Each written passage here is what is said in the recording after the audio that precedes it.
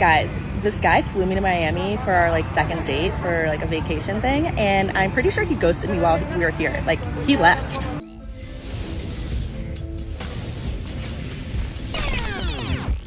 What's good, everybody? It's your boy, O'Shea Duke Jackson, back at it again with another episode of The Celebrity Junk. There is a story that is going viral around the nation surrounding a young lady on TikTok. Her name is Chanza in Chill. And of course, recently she was on vacation with her boyfriend, and the boyfriend ghosted her.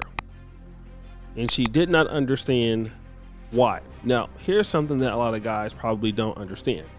That if you ghost somebody, they're not going to go to social media and ask why they ghosted them or why they were ghosted. But she did. And this was what she put out in her first clip. Guys, this guy flew me to Miami for our second date for a vacation thing, and I'm pretty sure he ghosted me while we were here. He left.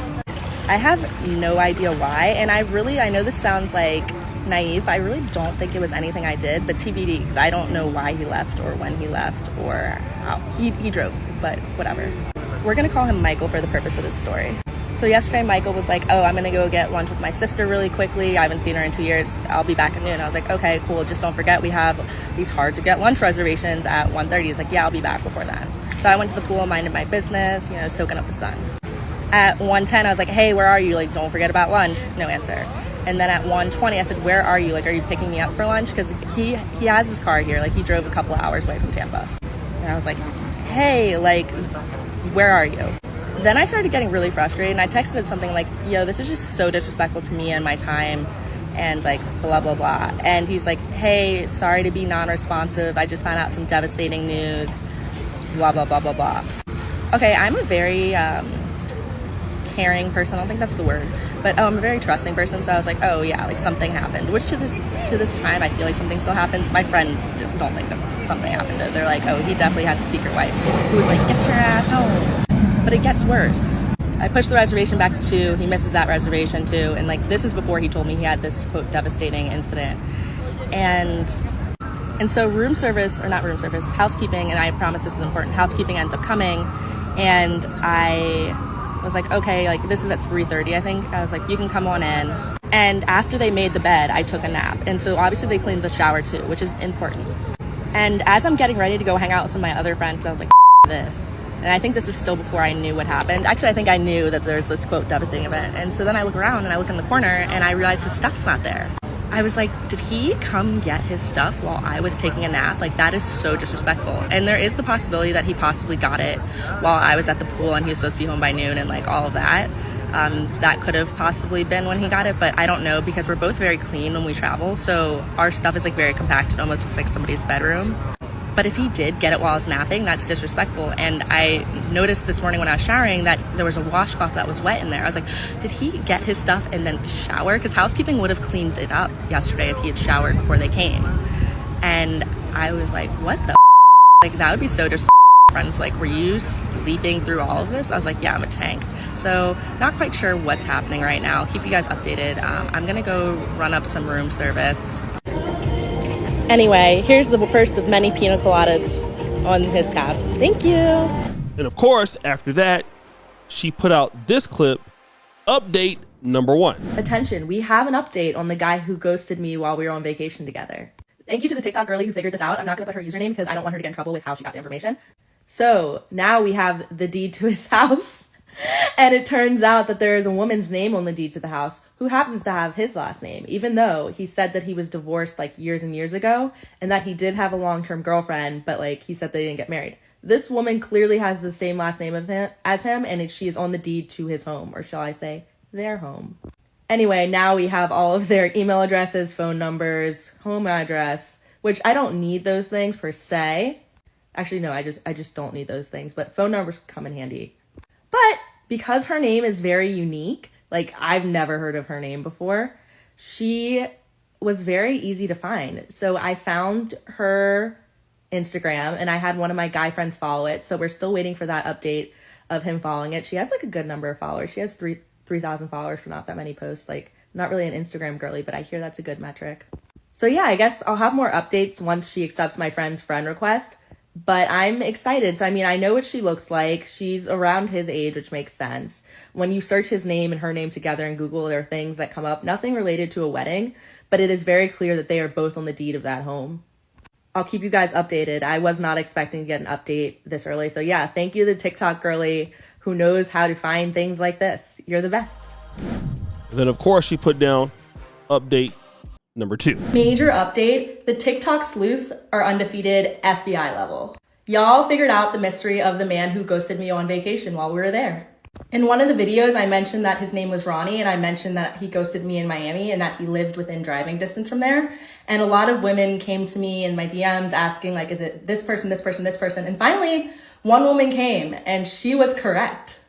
And so you'll see I blocked out a couple of parts. It's basically her full name and then his last name.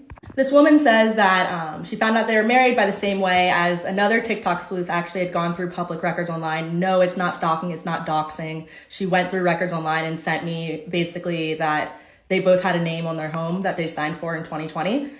So she said that he had ghosted her earlier this year. He told me that he had a long-term girlfriend and that they had broken up a year and a half ago. Turns out this is his wife. And they're apparently still married. And the woman had confronted him when she found out, and she actually found out in the same way.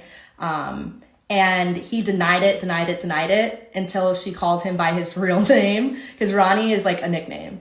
One thing for me and why I was so confused and I really didn't think he was married initially, like when I agreed to go on this date, is because one, I asked multiple times, but that's no proof. But he talked to me so often, and the cadence and the length of conversations, I was like, there's no way he lives with a woman. And then he would also talk to me in front of his like semi-adult children. So like I also figured guys won't do that, but never put anything past men. And this woman said the same thing about his kids would be there.